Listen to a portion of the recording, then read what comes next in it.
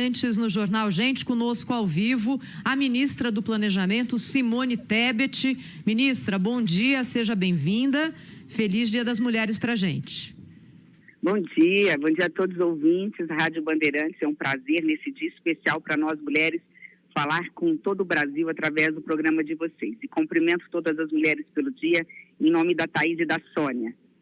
Obrigada, a gente agradece. Obrigada, ministra. Ministra, a senhora tem defendido, e isso deve acontecer hoje, mudanças na legislação para garantir equiparação salarial, igualdade salarial entre homens e mulheres, mas essa previsão já existe, inclusive, na Constituição. Do ponto de vista da lei, que deve vir hoje com a assinatura desse projeto de lei, o que é que muda, o que é que dá para fazer? Como é que uma lei pode ter interferência de fato nessa questão, já que todas as pesquisas hoje mostram que a diferença tem diminuído, mas que ainda homens ganham mais que mulheres? Olha, primeiro é importante você ter lembrado, e eu vou um pouquinho mais distante para lembrar que a equiparação salarial, a igualdade de salários entre homens e mulheres, já consta há mais tempo que da Constituição, já consta há 80 anos na CLT. Olha que coisa, né? Há 80 anos que a CLT já fala que homens e mulheres na mesma função, né, com a mesma, claro, capacidade, o mesmo currículo, tem que receber igual salário. Quando veio a Constituição de 88, ela não faz essa referência, mas pela primeira vez, só em 88, foi colocado num texto de uma Constituição que homens e mulheres são iguais em direitos e obrigações. E a partir daí, nós podemos, em 2017, eu já estava como senadora, na reforma trabalhista, nós colocamos pela primeira vez a história da multa. Ou seja, nós vimos que a CLT, só por exigir igualdade salarial, não estava surtindo efeito, porque no Brasil, uma mulher chega a ganhar até 25% menos que um homem, e se for uma mulher preta, até 40% menos.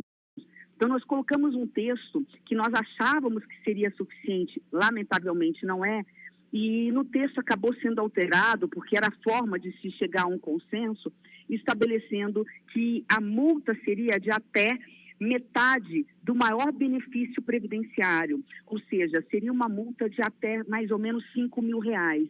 E isso, ao invés de servir de estímulos para a igualdade salarial, fez o efeito contrário, porque muitos empregadores de má fé, não estou dizendo que todos são, muito pelo contrário, estou dizendo apenas aqueles que, de má fé, eles falavam assim, eu não vou pagar, e se porventura for para a justiça, eu vou pagar só R$5.000 de multa. Então, de 2017 para cá, a bancada feminina, eu era líder da bancada, nós fizemos aqui toda uma romaria, né? Pegamos um projeto da Câmara, levamos para o Senado, aprovamos o projeto, estabelecendo uma multa maior.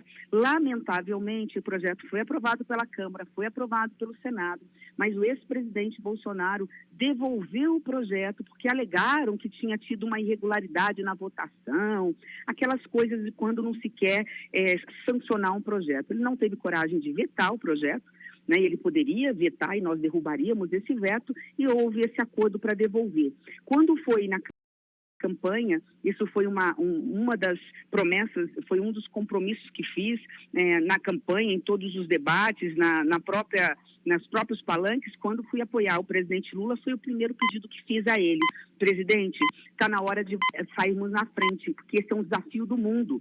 O mundo trata diferente as mulheres e homens no ambiente de trabalho. O Brasil tem que sair pioneiro nisso. E o presidente Lula encampou isso no segundo turno, usou nos seus debates, nas suas propagandas eleitorais, e hoje ele apresenta esse projeto, que eu não posso entrar em detalhes, porque ele é que vai entrar, mas é um projeto amplo, que, óbvio, começa de um jeito, e óbvio que o Congresso Nacional vai ter toda a liberdade de fazer ajustes, debater e, obviamente, a partir daí, aprovar a nossa tão sonhada igualdade de salários entre homens e mulheres. Mas, de forma objetiva, é isso.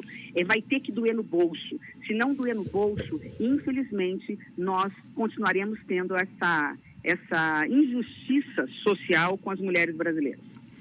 Ministra, bom dia, bem-vinda ao nosso programa. Eu fico imaginando aqui a senhora que hoje, que é uma profissional de sucesso, né, chegou a ministra de Estado e tal, depois de ter sido senadora e ocupado diversos cargos. Eu gostaria que a senhora nos trouxesse assim a sua, não diria avaliação, mas assim, qual a atitude que a senhora recomendaria às mulheres muito jovens, ou não, né, mas que sonham crescer profissionalmente no setor público, mas principalmente na política brasileira.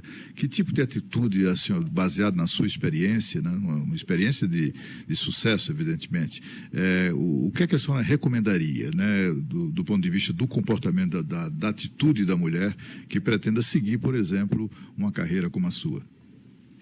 Bom, primeiro, bom dia, Pedro, bom dia, Cláudio. Adoro quando me fazem essa pergunta, sabe por quê? Porque a forma que a gente tem de nos dirigir às mulheres, dizer que nada é fácil para nós e que a principal atitude que a gente tem que ter é coragem, né? O sobrenome de todas as mulheres brasileiras é coragem. Apesar de todos os vendavais, eles são diários, a mulher encontra força e coragem no amor que ela tem pelos seus filhos, pelos seus companheiros, né, pela sua família. É isso que faz uma mulher de chão de fábrica, uma professora, uma enfermeira, uma profissional liberal, uma jornalista, uma política, sair de casa todos os dias sabendo de todas as discriminações, às vezes assédio sexual, às vezes, sim, todos os tipos de humilhação. Apesar de tudo isso, ela fala assim, eu tenho que ter força porque eu tenho que sair de casa. Pela minha filha, pelo meu filho, pela minha família, pelo meu companheiro, eu preciso, eu mesmo por mim mesmo, porque eu sou às vezes sozinha, eu preciso me manter, eu preciso aguentar, né, as intempéries da vida. Então é isso, é coragem.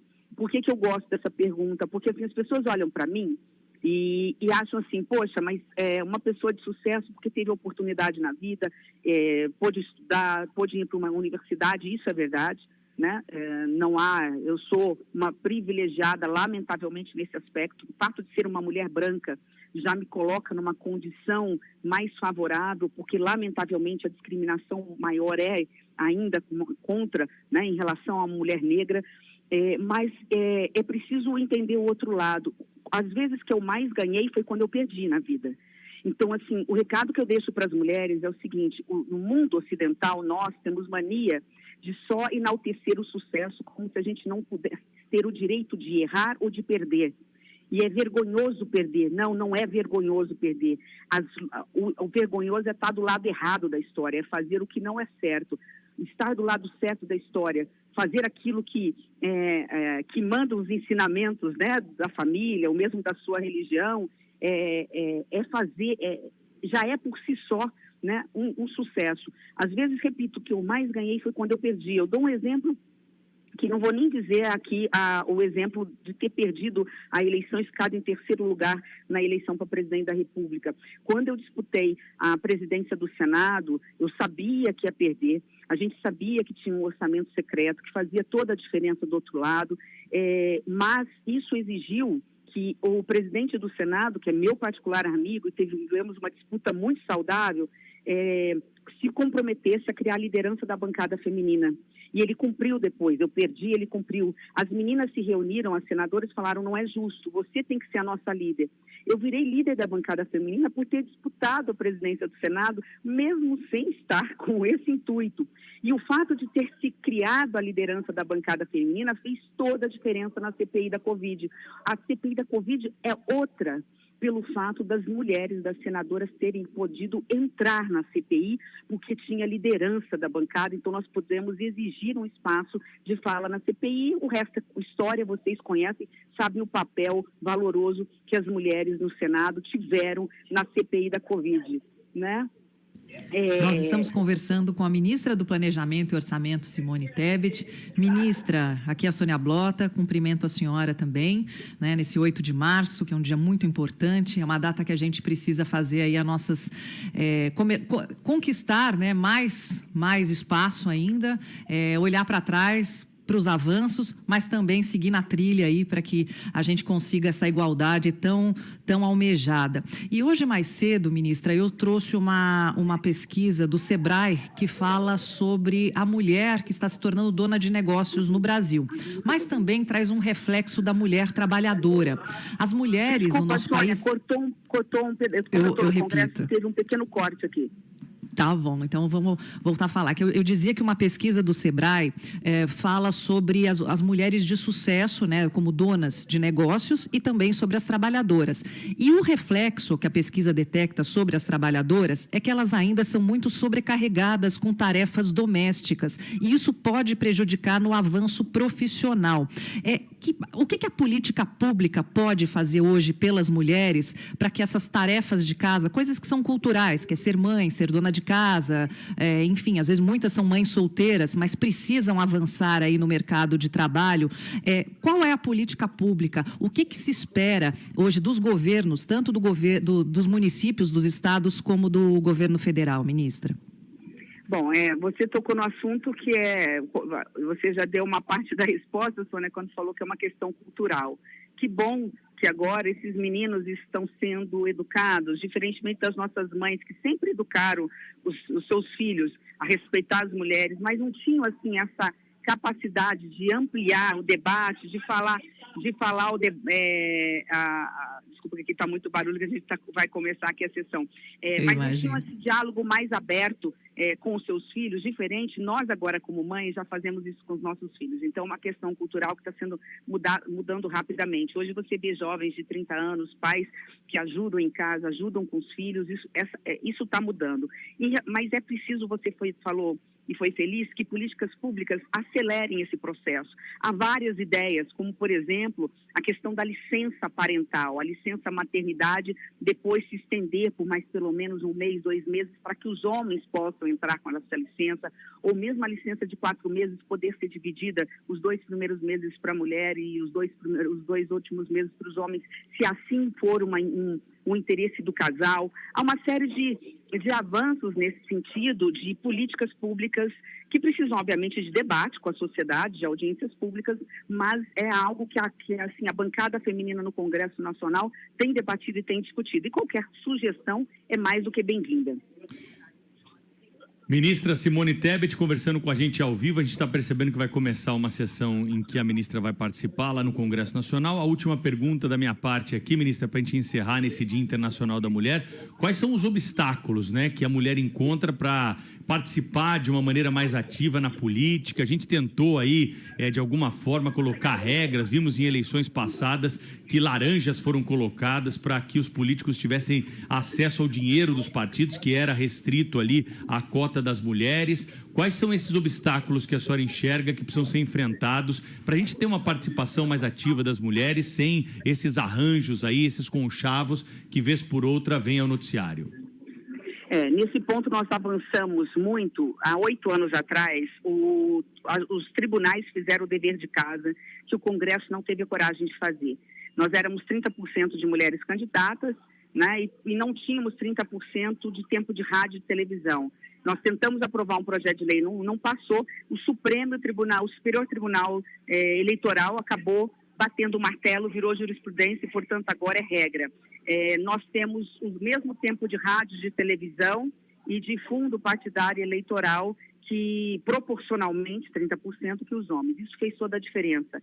Nós saímos há 8 anos atrás, só para ter uma ideia, de mais ou menos 55 mulheres deputadas para 74, 75 ou 76, eu não me lembro. Aumentou mais de 45% numa única eleição com essa regra. E agora, essa que é a última eleição, que foi a segunda eleição com essa regra, nós chegamos a 91 mulheres, é um número histórico, para você ver como a lei faz diferença e a lei tem resultado. E, por fim, eu tenho um projeto de lei que esse sim resolve o problema dessa questão de candidaturas laranjas, que é estabelecendo que todos os partidos que tenham pelo menos 30% de mulheres nas suas executivas, porque é a executiva do partido que decide tudo numa eleição, decide quem é candidato, quem não é candidato, decide a divisão do bolo, do fundo partidário eleitoral para a campanha, escolhe as mulheres com mais capacidade de se eleger ou não. Se você tiver 30 mulheres ali, né, executivas, elas não vão deixar aparecer laranjas. Elas vão atrás de mulheres competitivas, mulheres que têm voto. Eu acho que esse é um grande projeto, espero que assim eles avancem também nesse projeto que eu deixei aqui no Congresso Nacional. Ministra do Planejamento, Simone Tebet, falou ao vivo conosco aqui no Jornal Gente da Rádio Bandeirantes. Obrigada, ministra. Mais uma vez, bom Dia Internacional das Mulheres para a gente. Todos. Obrigada. Obrigada, ministra. Um abraço. Rede Bandeirantes de Rádio.